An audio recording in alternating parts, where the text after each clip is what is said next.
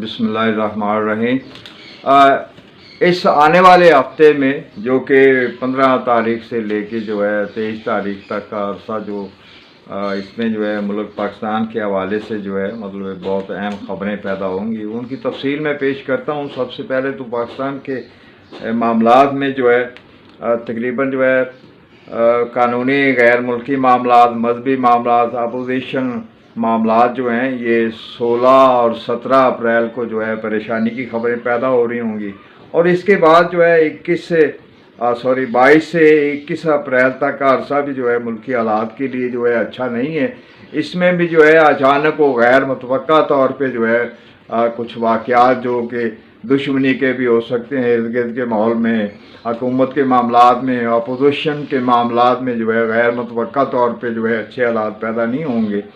तो इसके बाद जो है इमरान खान के हवाले से जो है 17 और 18 अप्रैल जो है ये अच्छा नहीं है। इसमें जो है इन्हें कानूनी मामलात में परेशानी होगी और जो है कोई झूठ फरेब जो है कानून के हवाले से या कोई फ़ैसला जो है उसके हवाले से मतलब नुकसानदेह सूरत हाल का सामना होगा।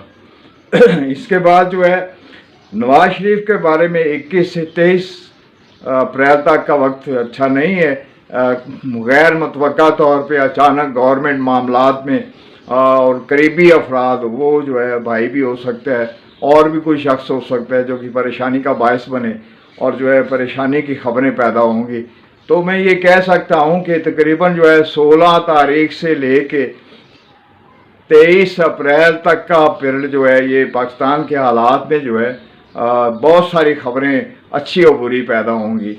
तो बहरहाल जो है इमरान खान के लिए जो है तकरीबन जो है 19-20 अप्रैल का वक्त जो है ये अच्छा है। तो इसमें जो है कोई बहुत बेहतरी जो है पैदा होनी है उनके हालात में, जिसकी वजह से जो है बाद में जो है नुकसान महसूस करेगा नवाज शरीफ भी और हुकूमत भी।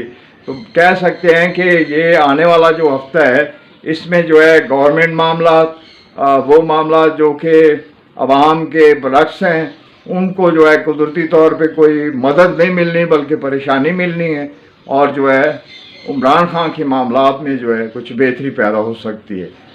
तमाम दोस्तों को इस वीडियो में मेरी तरफ से बस सलाम।